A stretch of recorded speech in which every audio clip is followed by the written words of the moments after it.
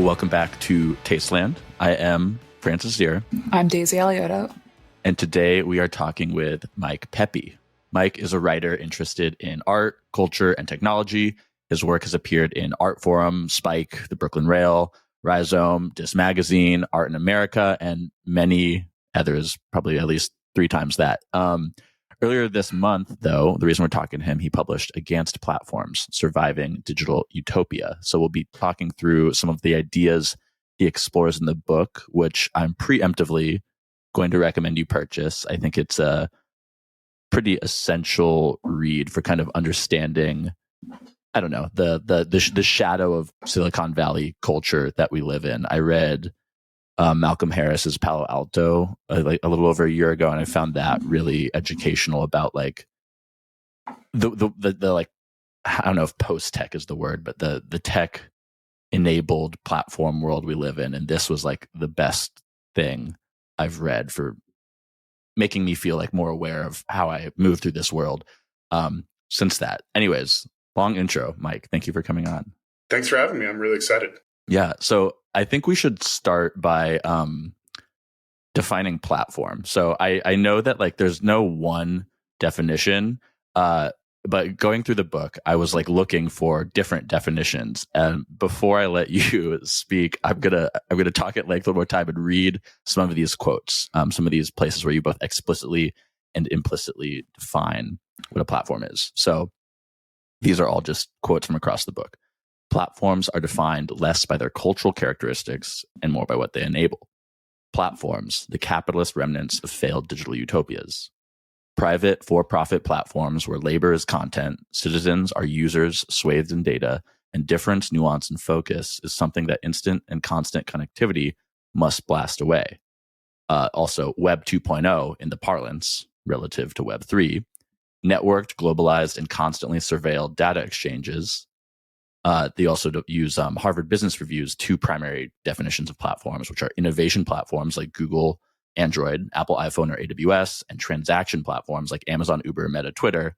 The common thread being owning nothing while taking a hosting fee from constituent buyers and sellers. And I have a couple more, but that's probably enough. So in as much as I didn't already define it there, what are platforms in the sense that this book writes against them?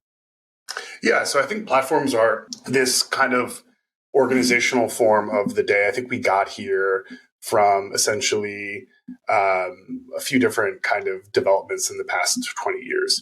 I think we all know the common platforms, right? It's most commonly used as sort of a social media platform that has kind of come in and eaten up media, eaten up journalism, eaten up various forms of the way we kind of interact online and socialize. Then there are sort of like real world platforms or like real tech platforms, which have kind of tried to disrupt any kind of like synchronous institution or any kind of like synchronous marketplace. And then, yeah, of course, there are like these sort of meta platforms where it's basically, if you think of something like iOS or Apple or Amazon, it's these places just kind of want to own the server infrastructure. And then their sort of investment thesis is the lowest risk possible thing we can do is just have a community of people build businesses on top of them while we sort of kind of take some sort of fee or in some way kind of control the means of transaction. So part of the interesting thing about, this book and this topic in general is the platform does kind of evade any one simple, I'd say, easy pocket definition. But it's sort of like, Wendell Potter, I think, said, when you see it about pornography, right? It's sort of like it's this mutating kind of form. I am working on a bit better of like a ongoing definition of what I think a platform really is. But for me, it's like I think we all are pretty familiar with this kind of the impact it's had on society. Mm-hmm. Yeah, one more of the definitions that I didn't read that I think is a helpful like addendum to what you just said. There's the primary feature of the platform is that it enables users to enact or participate in some activity without authorities. So like it becomes the new authority, exactly. Ostensibly outside of maybe government or the state, which I think the next thing I want you to define before we maybe have more of an open discussion is techno-utopianism. This is something that's core to like how platforms come to be, and I I didn't have a definition of the term before. So what is techno-utopianism? Yeah, so I think we're all pretty much techno-utopians in some very deep sense, right? I think it's pretty much embedded into, at least as far as I can speak to, the kind of Western history of technology. We all kind of have this little seed inside us that says that, tools make things easier. Technology largely is a progressive force that improves our lives.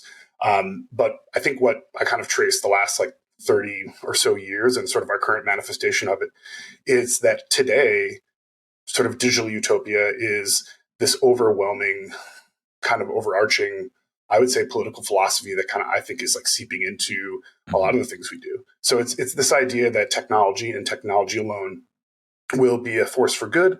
It will improve society. It will fix our problems. And in general, we should sort of stand back and sort of let technology take its course. And so I think that's kind of I would argue, one of the largest kind of ideologies we have today that, seeps in and out of sort of more named political ideologies. But that's kind of, how I see techno-utopianism today.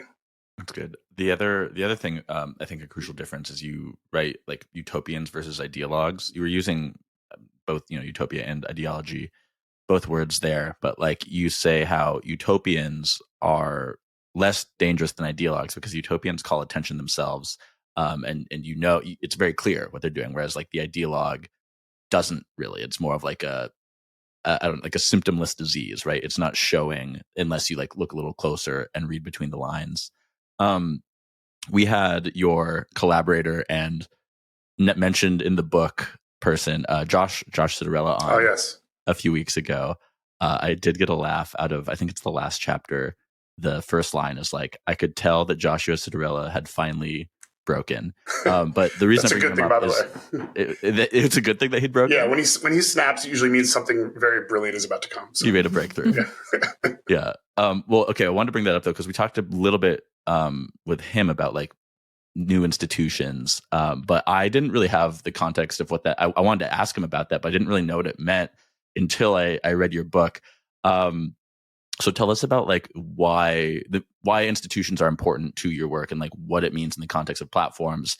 The final chapter is titled "Platforms Are Not Institutions," and then in the intro you have this list of all the chapter titles, which are these really short statements, each one dispelling a techno-utopian myth. And so you say platforms are not institutions. Do not confuse them, which was kind of I had not thought of that before either. So institutions, what's the meaning? Yeah, Josh and I have been kind of, I would say, loosely collaborating on these ideas for around 10 years. So he felt like a natural person to include in the book. I feel like his arc as an artist and an intellectual kind of is archetypical of this kind of predicament we have. The kind of chapter titles that I sort of adapted from a sort of list that I had made probably 5 or 6 years ago was kind of trying to summarize all of the different deeply embedded myths that go into kind of our present Silicon Valley ideology. And it was drawing on a lot of different thinkers and a lot of different folks that I kind of talk about in the book as well. But when I was writing the book, I realized that people know this already. Everyone's heard this already. What is the true problem for the future? What is the most damning kind of outcome of Silicon Valley digital utopia? And for me, it's something that I think we all feel not just our generation, but especially our generation, is we kind of feel sort of shuffled between platforms. We kind of were kind of forced to drink the Kool-Aid around platforms improving various aspects of our lives. And we kind of started to wake up to that reality. And so what we've done, and what I think Josh did very plainly, is move from platform to platform, trying to figure out which one worked, which one was the best. I mean, quite literally, he's on, I think, 4 or 5 or 6 platforms. I've followed him while he's been kind of moving through that. And this is typical. I've seen other artists and creators and journalists do this as well. The reason why I ended the book with this kind of larger overarching statement was because I felt like it was a component of the confusion for so much of present day digital utopia, is that we keep wanting certain things from platforms. We keep wanting these virtues, these qualities, these structures. And I just think that despite institution being an incredibly bad word and an incredibly fraught word, I just wanted to offer that potentially that's what we're looking for. So you we're get into this too, where you're like, by the end, I mean, kind of throughout the whole book, you're talking about how institutions are not that institutions are the answer, but like that these tech platforms are trying to solve like political problems without political means, and the answer is actually very simple: to solve political problems with political means, which is maybe easier said than done. But at the end, you do kind of seed like it's not that our current institutions are perfect, but it's like that's the model that's more humanist and like has people, the body politic as exactly as the end priority, as like that's what the incentive structure is there, not like venture capital investors. Yeah, I mean this. Oh, go ahead. Sorry. Well, there was part where you said Silicon Valley triumphed in part by convincing public citizens of a state that they were better off being private users on a network. Network obviously made up of platforms where, a key aspect of an institution is some sort of oversight. And the institutions that most people understand, public institutions, have oversight that citizens can participate in, but there's no oversight mechanism for a platform that a citizen can participate in. And when I was reading that section, it brought to mind Praxis and some of the other sort of like network state projects that have come about, where like the key philosophy behind it is making a separation between what a network is and what a state is. And I feel like a lot of the things that you're debunking through this book, in some show that you really just can't make that distinction, or if you can, it's not a meaningful distinction when you look at like the actual material reality of the internet as a network of physical objects. Yeah, no, exactly. I think I think the end logic of the platform, I feel like, takes us in two different roads. I think one is, to your point first, is it does kind of create this logical conclusion of a network state, right?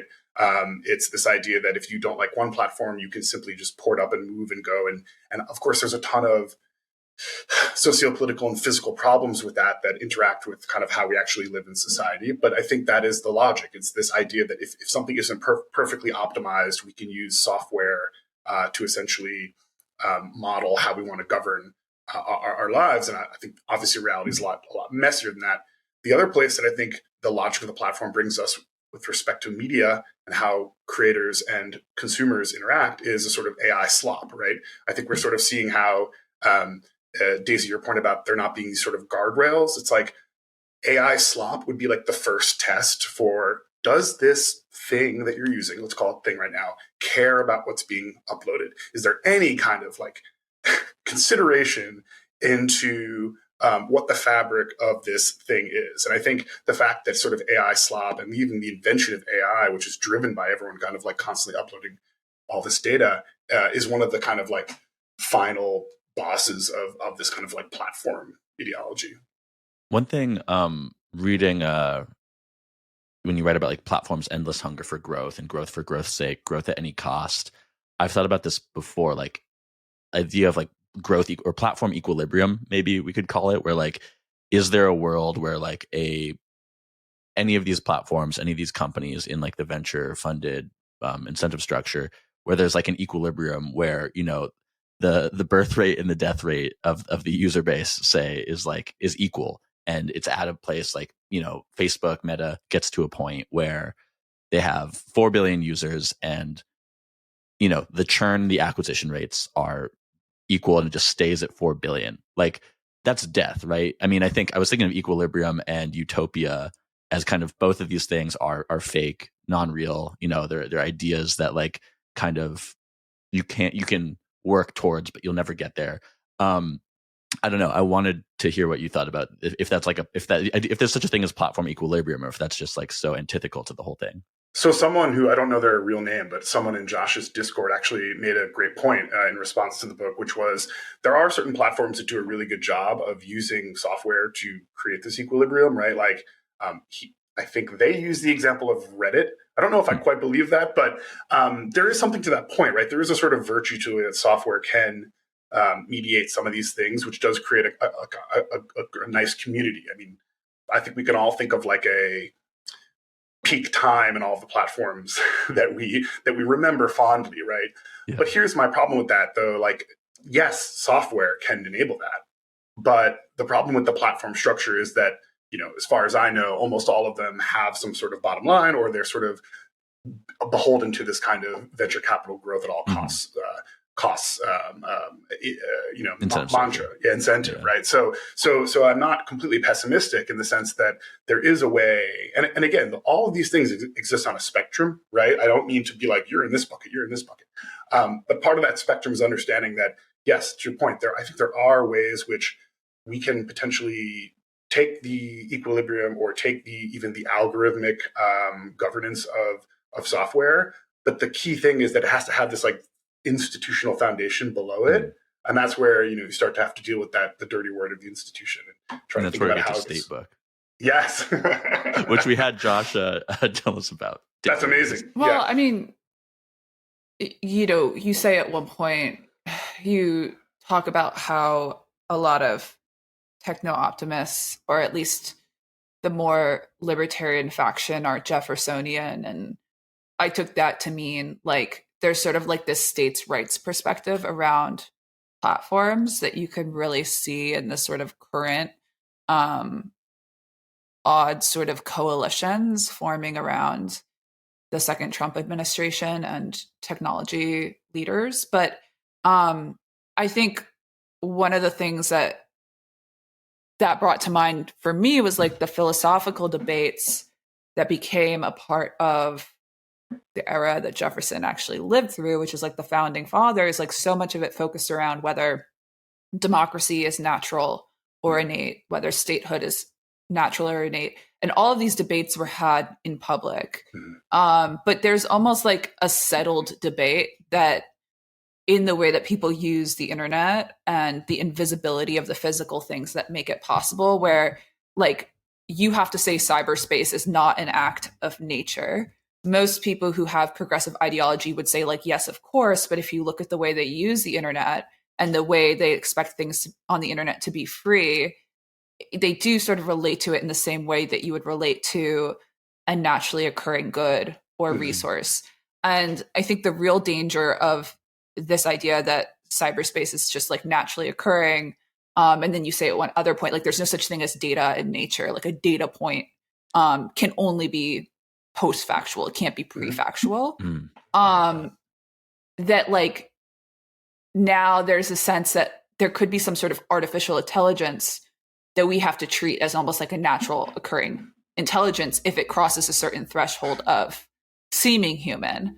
And so all these things for me are like connected, but I really liked the data thing where it's like, okay, the data started out as like a mapping of things that you could observe, a post-factual, there's 5 cows in this corner of the stable, to becoming something that's like totally pre-factual, where like the way that we interact with data now is like, this is where we think there's going to be a cow. And that's basically all an LLM can do. Minority Report stuff. Yeah.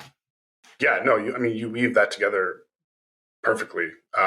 I think I'm standing on the shoulder of giants, which is the PDF of your book that I read this morning. No, and likewise, so is the book. I mean, that's what I tried to do here. Like, so the way you put that made me think of another thrust of the book, right? It's like when we think of tech criticism, there's literally thousands of books.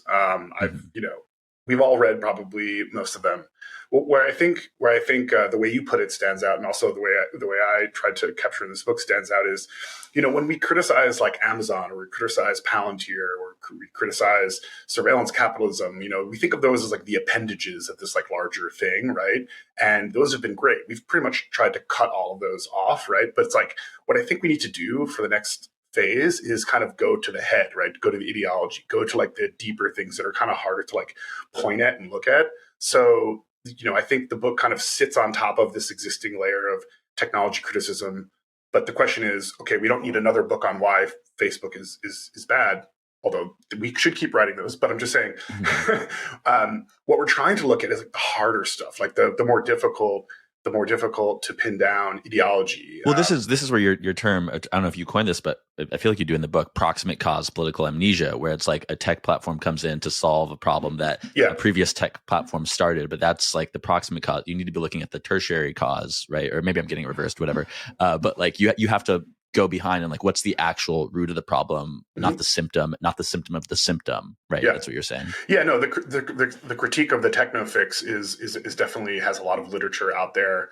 And I encourage people to check that out as well. I think I was trying to bring that together and say, yeah, I think this is the problem. Like, I think of blockchain as fascinating tool, interesting from a technical perspective.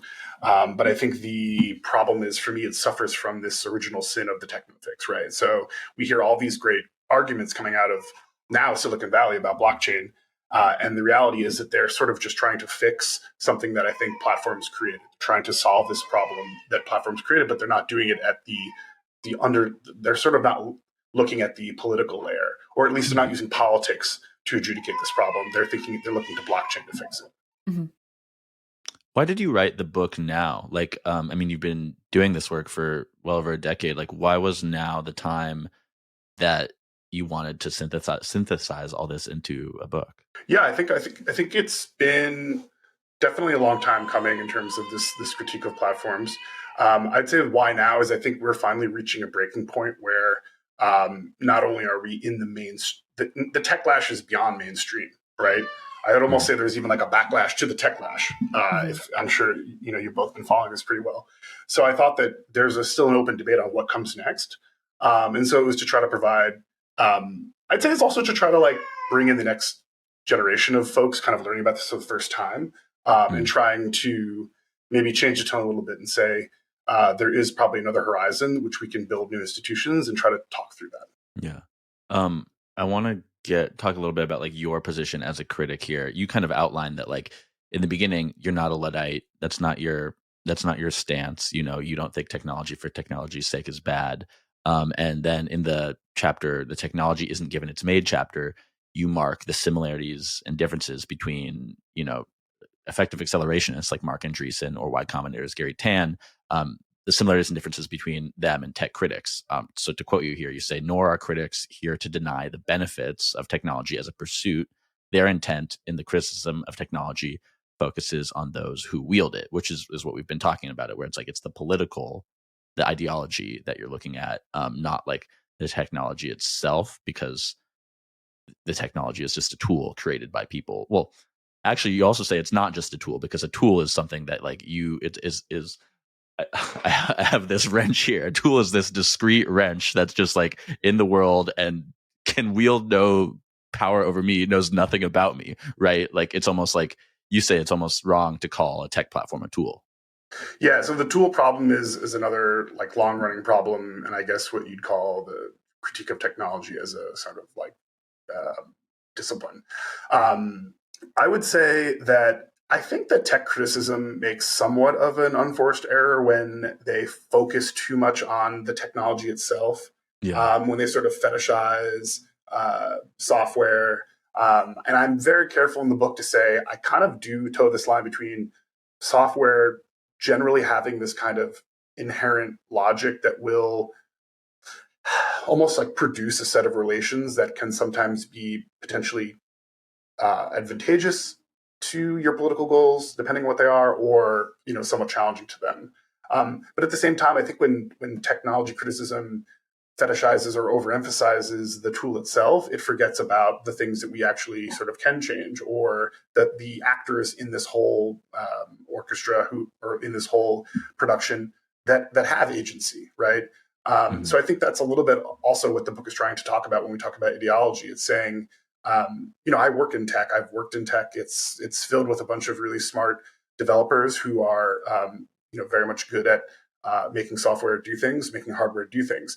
Those folks' ideologies have a ton more to do with, what the world we live in than any kind of, piece of software or skill set around project owner views the world, and how their founder views the world, and how their VC views the world. Right. So I fully understand the lament of the criticism of technology today, to say that algorithms or digital media or maybe social media is changing how we think and how we live. But I'm trying to say potentially, if we look at the underlying ideology there, we try to convert those folks. We can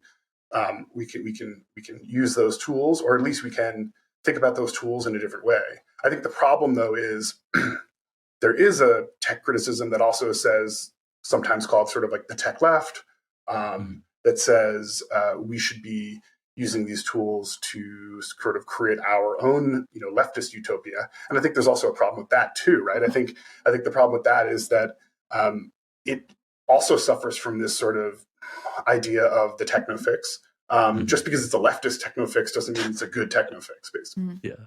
Well, and the problem is also there in that word utopia, which is you outlined early on, is like always impossible and the wrong thing to think about. The thing to think about is what's in front of you, not what's like an impossible ideal you'll never have. Exactly.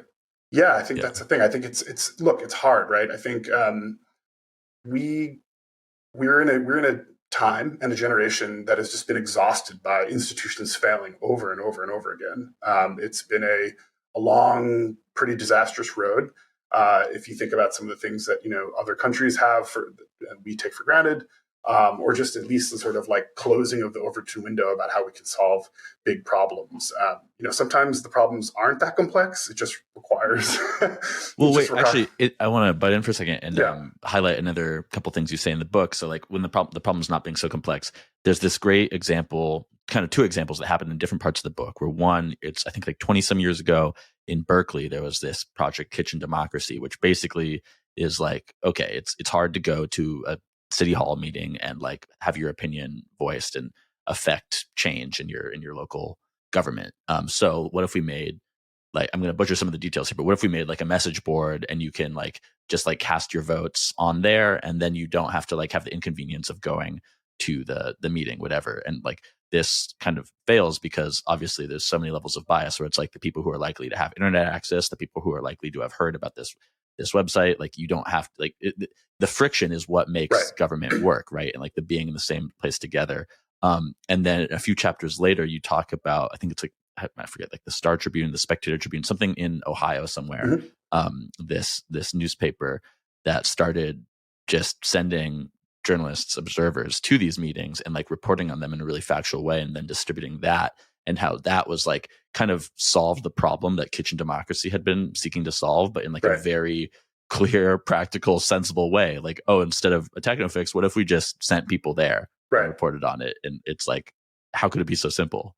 Exactly. I think that's the exact, example that I would bring up to make this point. And I think the Cleveland Documenters Program looked at the institution and said, let's not use software to put the actual work of the institution in the background. Let's essentially, by the way, they do use software. They put everything online, and so it's like they are using. It's a distribution mechanism, not the voting mechanism. Exactly right. So they're not really like fiddling with the stuff of governance, of the institution of governance. And I think what that does is sort of still allows there to be some sort of pedestal that we put these electoral bodies and these electoral groups on. I think with Kitchen Democracy, you had a sort of like maybe not fully thought through expansion of the surface area of potentially it kind of was a proto platform in a way. Yeah. You have that, and I think that was an early cautionary tale for what I think we'd see, today, much later. And just in terms of this idea that when you try to take software and come in and make something, speed something up or make something easier, it does have these unintended consequences with respect to the kind of underlying institution it's trying to augment or assist with. I like where you say that the internet is a publisher, because I think that's something that we forget. And, essentially like all visible parts of the internet are visible because they've been published. And so when Elon Musk says stuff like, you're the media now, it honestly seems like it's so artificial because, how can you have a citizenry media operating on a publisher that's controlled by institutions they don't have input into? And it's a very clever reframing of the conversation and who has control. But ultimately, I think the risk of AI, and I would love to know what you think about this, is like, there's people who are AI optimists or maximalists, basically saying like, it's going to decrease the need for institutions in the short term and require fewer and fewer points of human input in the development of, platforms and what's published on them. Yeah, absolutely. I think that a key aspect of AI, and I have a lot of like ridiculous AI maximalist tweets bookmarked that I, would rather never look at again, but I probably will use them for, some sort of citation later. But yeah, I think I'm seeing this all the time. There is this underlying logic to AI, which I think goes back to the earliest days of AI, where they say that institutions are messy, crooked, difficult to figure out, and we'd like to take out the uncertain human element of them. And so I think with most of AI, you do see in 2025 part of the underlying argument. Some people say explicitly, other people kind of like dog whistle it. Is that we won't need journalism as an institution because Grok is going to give you the headlines, and Grok is going to summarize what's going on now. So it's not so much we are the media now. In Elon's rallying cry, it's almost like the AI that we kind of tune and own actually is the media now. And the reason why you're the media is because you're providing the data. But I mean, in what world is even the most powerful single Twitter account going to be a larger, more substantive voice than sort of what Grok spits out and puts on the front page, right? So there's still media, right? It's this idea that we're decentralizing media. I don't really think that's what's happening. I think it's kind of really, really the opposite. Yeah. Well, when I read that tweet too, I mean, I was thinking about how, Elon is the media, right? Like shortly after that, I read the in 404 Media, they would report it on like Elon trying to block something about the sale of InfoWars to The Onion, specifically blocking the transfer of InfoWars' X Twitter accounts because those are the sole property of X, right? So it's like when Elon says like, you are the media now, he is the media now, and that he owns Twitter, and everything on Twitter is his property. And then also, that goes back into the Grok thing, but it's like, like you are the media in as much as like you have some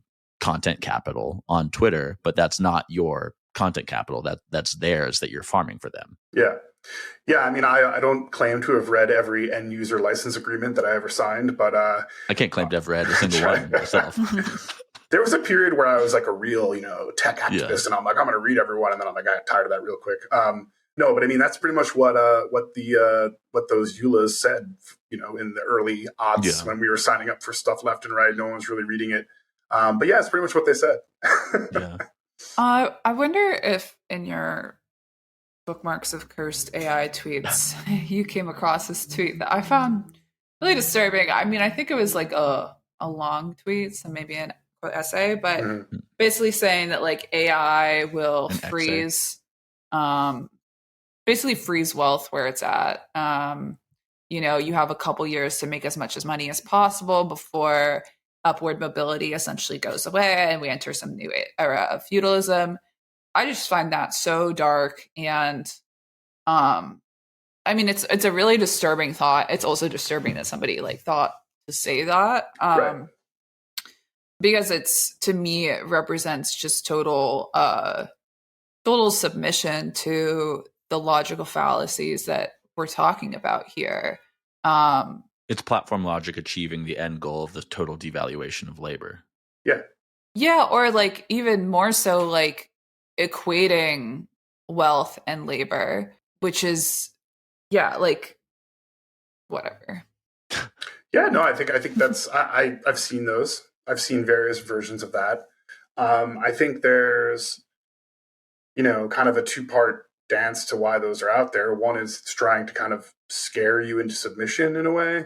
And to be fair, there are folks in the AI camp and the sort of AI that are working in AI that realize this is kind of bunk and say, look, this tool is going to be very powerful. It's going to replace some jobs, but And this is actually where I agree with them. I think like any technology that comes in and replaces jobs, like eventually stuff starts to shake out, right, and kind of go back. Like, most of our furniture used to be made by hand, not anymore. Those furniture makers did something else. But the thing that's a little bit different, and every time you write tech criticism, you always have to be like, okay, well, why is this time different? I do think AI does have a special claim to its ability to think and its sort of cognitive superlatives. Like I do think that when we think about even AI art, like it is kind of just saying that we're going to take out what I would argue is the most human special element to really anything, right? So like it's not just making the furniture maker no longer make the furniture. It's essentially putting cold water on even our desire to make furniture or the imagination that would lead us to make a beautiful piece of any object, right? So yeah, I mean, I think I don't fully believe the AI doomer that wants to lord it over us and sort of like in this kind of like very much like anti-human revenge of the nerds way to kind of seem like a tough guy, like because that's a lot what I see a lot. There's a lot of like weird, I think, psychological stuff going on with those folks. But yeah, I do think that there's going to be profound change in the next few decades. And I think that's why we need to start getting our ducks in order real quick in terms of like what we really want. And like instead of being led to this future by folks who are saying those things, let's take back the positive narrative and try to drive it ourselves. On the fear side there, you have a line about like how a tech company wants you to believe that their product like can allow you to achieve these like unimaginable things. And I'm thinking about at my last job where I was doing content marketing for a tech company, we were looking at in the creative industry, we were looking at this Photoshop ad. We were like, how do we do that? Where it's like, I just seen it like watching YouTube. It was an ad on YouTube where it's like you're moving through New York City and it's like it's almost like an AR situation where like you with Photoshop are like changing the world around you and shaping it to your will. And it's like, well, of course Photoshop can't do that. You can like make an image, but you're not necessarily shaping the world around you to that sense. And then that's kind of goes to this making you think that AI is this great fearful force and powerful. And we really, really, it's so dangerous. Not that it isn't, but like that is like kind of a negative marketing tool. It's like not that you can do anything, but that the AI, that you won't be able to do anything because the AI will do everything. But I don't know. I don't really like the term AI too. Yeah. I think it's just pure science fiction. Yeah, that's a whole nother podcast. Yeah. Yeah. I mean, to me, it's like most AI things are like, we do have a half hour still. Most AI is just like, oh no, this is just a computer that can do things really fast. Like that's right. Is that intelligence? No, according to a lot of what you say in the book. Yeah. But I don't know. It's like the term AI itself is that like marketing tool to like try to scare you into submission. 1,000%. I think artificial intelligence and Silicon Valley has been very good at marketing their stuff over the past 30 or 40 years. AI has got to take the cake. I think that when we think about how AI is being inserted into every little corner of every single app right now, it is just like sort of product managers gone wild, right? It's just sort of like, we're going to do something that no one really asked for, doesn't really help you, actually might make things worse. And oh, by the way, it has those little star icons, so you think it's magic, right? Yeah. I think, this is a larger manifestation of sort of, I'm rereading something Doug Rushkoff wrote a while back, and he just basically is like, most technology just kind of boils down to like magic that helps you disappear, like unhidden labor, or like make you think that suddenly things are better. When like they're kind of just the same. Mechanical Turk stuff. Yeah, exactly. I think AI is that precise thing. To get nerdy for a bit, yeah, I think like AI is really just like machine learning. And the fact that now we've had this LLM breakthrough makes it way more of a marketing opening, right? So, machine learning has been doing fascinating, really powerful, scary stuff like up until the LLM explosion, and we just didn't think about it as much. And the marketing that was AI didn't really work as well. But once you start to have like everyday people write in stuff and it to understand natural language much better, which is what an LLM does, then the marketing gears start turning, and we start to basically say this is AI. So yeah, pretty much AI is just like machine learning, except sold to you in a much different way that you probably don't want.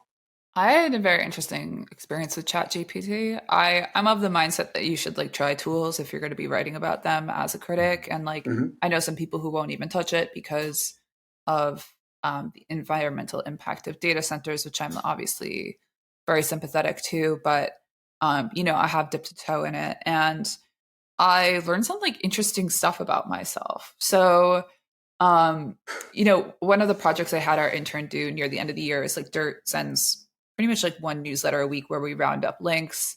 We have like a master list Google Doc where we pull them from. So I wanted to send out a newsletter that was just like, here's over the holidays, this was like, here's every link we shared this year. But in the master doc, usually one of us just drops the URL. They're not nicely formatted. Had my intern work on it, and there was about 300 links in there. But every time I checked in on her, she was like, I'm getting through it, but there's like a lot. And I was like, you know what? This is a perfect task for ChatGPT. So I go to ChatGPT. I'm like, here's 300 links. Like, can you make an Excel sheet of them where you say the source and you hyperlink it? And it's like, well, I can't do that because I can't click out to links. And I'm like, yeah, I know. But like, so I was like, but could you look at the URL and could you see the source in the URL? And for the ones that you can determine, can you use the headline in the URL and use the source in the URL? And if you can't determine it, can you just put it in the spreadsheet, but put it in red? And it's like, yeah, I can do that. But as I'm like conversing with it, I realize like, I'm a people pleaser. I like to be like very nice manager. I realize like how much I'm suppressing the impulse when somebody comes to me and says, I can't do it, to just say to them like, well, what can you do? Well, with ChatGPT, because it's a computer, everyone's like, say thank you to it. I'm like, I'm being polite, but I literally told it, I was like, when you can't do something, don't tell me that you can't do it. Tell me the workaround immediately. Don't make me ask. And I would never say that to a human. I should say that to a human. I've been socialized not to, but I would say it to ChatGPT. So I'm in there. I'm like a bitch. And let me tell you, it took so long because the other thing about ChatGPT, which I thought it was just me, I was like, it doesn't respect me. And then I went to Reddit, is like ChatGPT actually has a bias to conserve its processing data or whatever. So bandwidth. So we got to a point where I was like, can you show me that you can do this? And it's like, yes, I can do this. I'm like, okay. It would give me like the first 5. I'm like, okay, now do all of them. It would come back with like 10 of the 300. And I'm like, no, all of them. And it'll be like, oh, I understand now. I'm like, you're going to do all of them, right? I'm like, yes. I'm like, do it now. And it would come back with like 30. And I was like, are you serious? So I finally had to like bully it. What felt like bullying it into doing all 300. It's like, there's a lot of them. I'm like, I know there's a lot of them. I'm paying $20 a month and you are not even a human. And like, now I've like, whatever. It was awful. And I was like, do I have a problem? Like, do I have an issue? Like you're at like one of those rage rooms breaking plates. Yeah, I guess I was just really surprised by like my attitude towards it. I was like, are these really things that I wish I could say to other human beings and I can't? But I was also like, I think there's something wrong with this product as well. And I can't be the only one experiencing this, that it's like a liar. Not a liar about facts. Like it's a liar about its capabilities, and it will actually resist doing things that take a while. Even if I'm like, my intern, it would take her a few days. So I will sit here for 10 minutes while you do it, but you have to do all of them. Yeah. No, I've wondered the same thing about that chatbot in general, in particular. But I haven't really encountered times where like they will offer up things unasked, right, or unprompted, right? So I think like the underdiscussed thing of a lot of these AI agents is that you kind of have to talk to them first. And as you're talking about, Daisy, like they aren't exactly like proactive, or they don't really understand what you want. They won't go the extra mile. Like it's a mirror, right? So yeah, I mean, it's sort of like a pretty shitty employee to have for that reason. Which is fine, but it's being marketed as an employee replacement. And I'm like, this is like this is like that employee that has like tenure and like stonewalls you, and it's just like, Yeah. Chat-GPT yeah, I is can't quiet do quitting. that. And it's like, what can you do? And they're like, this other thing. I'm like, okay, but could you do this? Oh yeah, I guess I could do that. The conversation about like I don't know, Chat-GPT and the science fiction of AI as a term is making me think of something when we talked to this woman, Lauren Menard, who's the founder of this mycelium earplug company, Gob. I like the way you pronounce that this time, Francis. What? Mycelium, whatever. Anyways, we were talking to her. I think she got this from William Gibson or something, but this idea of how like nobody's making science fiction about the 22nd century. And I was thinking about that reading the book too, where it's like, what is the path forward? What does, I mean, really like 5 years from now, rather 10 years from now, maybe it's like a folly in the same sense as like to think about utopia, to think about like science fiction of the 22nd century. But have you come across any, or is like, because when I think about like, what does the 22nd century look like? It's still kind of the big flat now. There's no like, it's just now, but hopefully less shitty. I don't know. Yeah, no, I think that's right on. I think AI has been the culmination, mostly as a cautionary tale of like most sci-fi, that I feel like all of the nerds finally got there and they're like, all right, this is it. Like we haven't read any good novels about anything after this, so this is pretty much the end. And I think that's part of what bleeds into or feeds into a lot of the kind of weird prognostications and the weird cultural dark stuff that we've been talking about too. I don't actually read sci-fi that much, and I actually wonder if that's potentially why I am the way I am. I never really got into it. But I will say this, like, you don't really like the sci-fi that I have encountered. It's like almost always like a cautionary tale. And I find that like Silicon Valley has somehow got it completely upside down.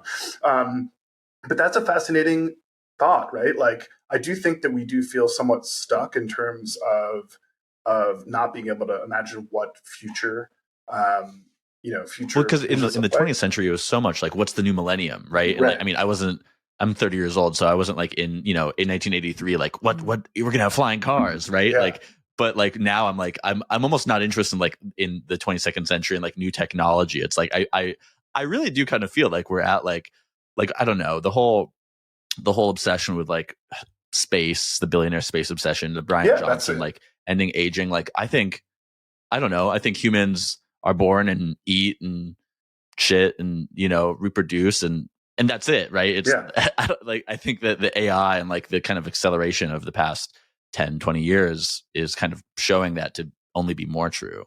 Yeah, I think all of them are kind of like post-human essentially, or post-Earth, right? I think we should give some credit. I think maybe I would say, as you said, a lot of those visions are about other planets, kind of leaving Earth behind. I'd say the other one is about this sort of like pet term of like abundance, which I see so much now, which is very interesting to kind of see that from the kind of like EAC crowd, or like the kind of tech right. But yeah, I think abundance is probably the thing I see a lot. And then with the Brian Johnson stuff, I think that people think that we're going to be able to live forever, which brings up like profound political problems. Like, has anyone really thought that through? When everyone starts living, like, we don't even have. It's like a fundamental natural truth is that we die and that species die and that like everything dies from the cellular level all the way up. Another line I really like in the book is platform capitalism depends on us forgetting the beauty in pluralism in competing frameworks for an understanding of historical development. So, I mean, this made me think about like optimization culture that has like kind of sprung out of tech. And then also what you talk about institutions and forming new institutions and forming thousands or millions of new institutions that like each are different and like can be small. I don't know. To me, that's like a really profound and radical idea. And I mean, humanist to the core, right? That pluralism is what it's all about. Yeah, I think Silicon Valley types think that someone always has to be right or someone always has to win. That's not how it is, right? It's not as if I think like the beauty in this like institutional framework that I think we're thinking of is there's just more of them and different versions of them, and they don't necessarily compete, right? I think if what the humanities does kind of teach you in a really nice way is that, it's okay if there's no answer. Some things there just isn't really an answer. Mm-hmm. And, that's not true in like the hard sciences for sure. Like we can factually prove things right or wrong, like for the most part. But I think the big problem in the 21st century has been like unabashed mixing of those two things, and like no one like refereeing like wait, that's something that we don't need an exact right answer to. That's something that doesn't need to be perfectly optimized. So yeah. Well, Which, sorry, good. I was just going to say the thing about abundance is like we do have abundance, we have unequal distribution. Exactly. But whenever you point that out, people get very 1,000. defensive. And you mentioned the sort of Thomas More's vision of utopia, and then Lewis Mumford, who also wrote about utopia, and like Lewis Mumford's vision of utopia was like it was like the period like right after the Ice Age. It was like we were barely out of the Neolithic period. We had pockets of agrarian societies that like were making enough food for everyone to eat, and they were maybe traveling around a little bit, but this is like predates modern statehood.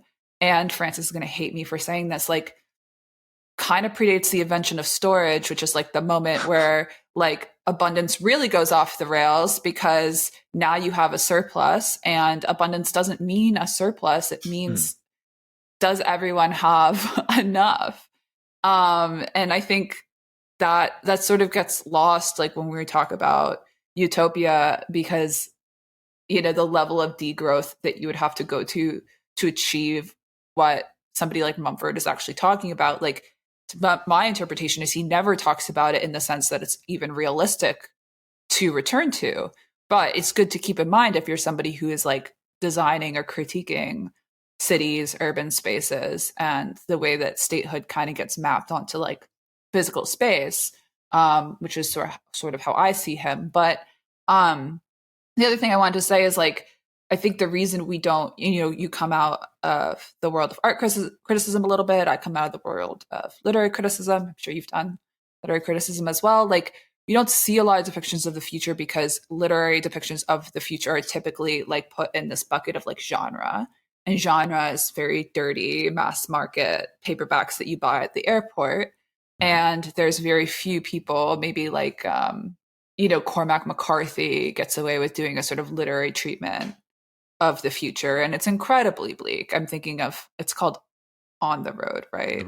The Road. Yeah, not On the Road, The Road, right. So I had to read that in like my freshman year of college. And like same thing in the art world. Like if somebody like comes out, like, I'm trying to think of like a buzzy, like contemporary artist. I don't know, like Kehinde Wiley. This wouldn't happen. He's a portraitist. But if he woke up one day and was like, guys, I did a painting of the future. Mm-hmm.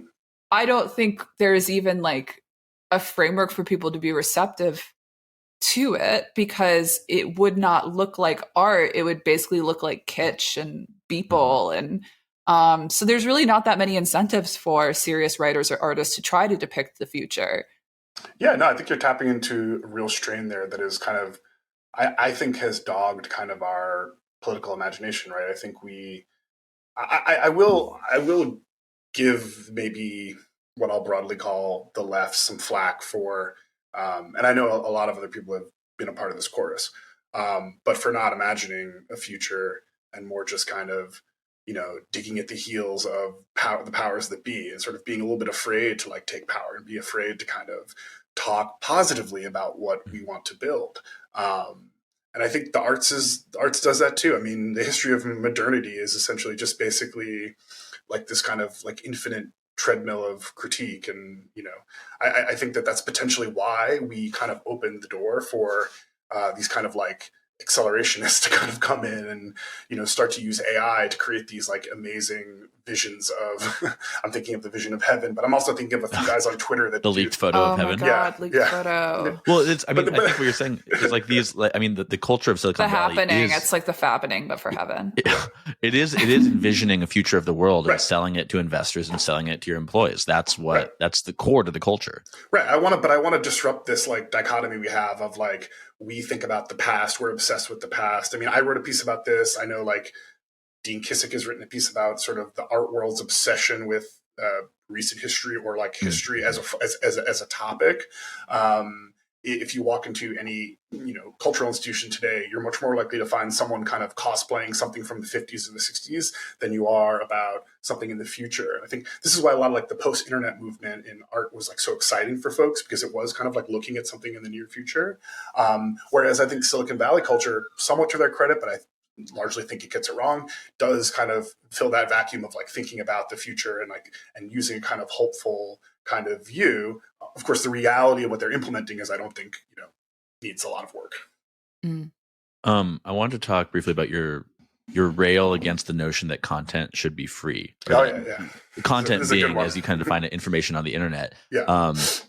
Which I like. I mean, I write about content for a living. I think about this all the time. I thought it was kind of radical for you to say, like, no, actually, JSTOR. Yeah. I mean, like, you shouldn't be able to just access everything, but also you can if you just go to the library. Yeah. But like, I agree, Mike. I thought that was very brave of you, because the book, I would say this is a pretty leftist piece of tech criticism, although obviously it doesn't fall into one ideology. And so, I mean, Aaron Swartz is sort of the perfect martyr. Like, you don't say that, I'm saying it. Like, so I feel like that's like you're not really allowed to say. Yeah, no. Maybe he was wrong. I've never seen anybody say that. Yeah. Literally never. Yeah, ever. I said it. I said it once, and I got some death threats. But look, I think it's a very difficult situation. Aaron Swartz was, I think, exactly my age, and I think that what he was trying to do was, in the moment, seemed like it had the right political intent. But I just find it a little bit ironic that there's almost like a dark side to this idea that everything that could be on the internet should be 100% free. Mm-hmm. One of them is, hey guys, guess what? That was to train AI, right? For better or for worse, let's call it like it is, right?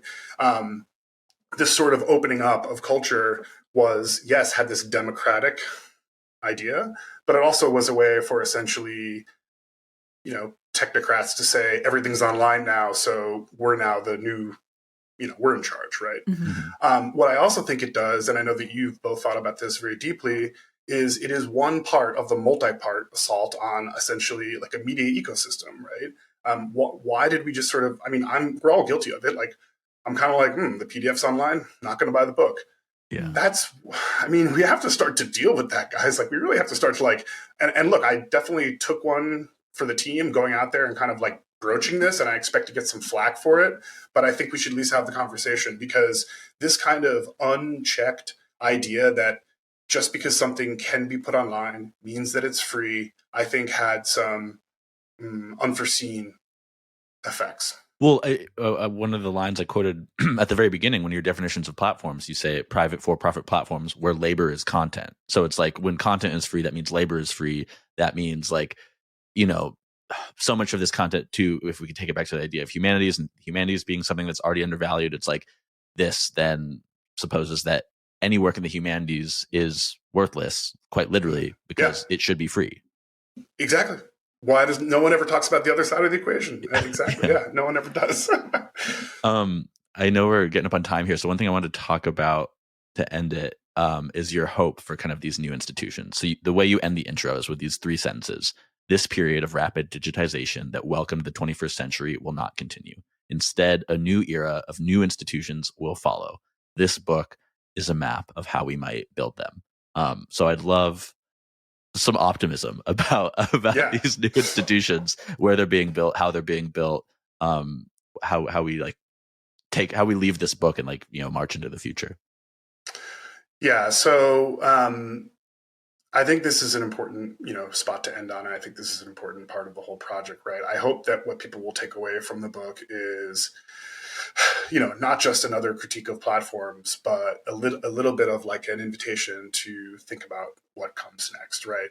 I think there are lots of examples today of places that use software that I think are more sensitive to these kind of like what we'll just call for now, because we don't have a better word, like institutional concerns, right? Like, I think of places like Arena. I think of all the different media properties that folks are trying to build, whether they're on the platform or off the platform, or they're at least trying to kind of like bend the platform's will towards this kind of imagined virtuous kind of organization that we want to build. There's obviously some software that we use that is kind of like really trying in an activist way to help us like build the next, our cultural future. But yeah, for me, I would say this. I think we kind of for what we might lack in examples or plans or specificity about what needs to happen, I think we make up for in a profound exhaustion with the kind of platform merry-go-round that's been happening over the past, let's call it 20 years. So I think that what I want to encourage folks to do is think about how to get off that merry-go-round and try to kind of create a new paradigm for building in the future. And it's essentially the ask is to be tech agnostic about what you want to build and what you want to do, not be a Luddite. Like, don't smash machines or swear off social media or think about it that way. It's more of just like, how do we think about this in a way that kind of builds something that we really want, not just that we've kind of been dictated to by Silicon Valley. It's an encouragement to actively think about the motivations behind the platforms you use, the incentive structures. Speaking of Arena, there was a great newsletter. I forget the author that they published today, which is about like the end of the algorithm or whatever. And there's kind of this model of like how to think about write your own algorithm for how you interact with the world and what your inputs are and your, I don't know, of a kind. But yeah, I think I really enjoyed reading the book. I think it's like I don't know, gives me words to live by, ideas to live with as we, walk through the shadow of the Valley of Silicon, as it were. Oh, wow. I like that. Well, thank you so much. That really means a lot. And then this conversation, I think, has been hitting on all these important points. So thank you for coming on. Thanks, Mike. It was a pleasure. Yeah, thank you. All right. This has been Tasteland. We'll see you next week.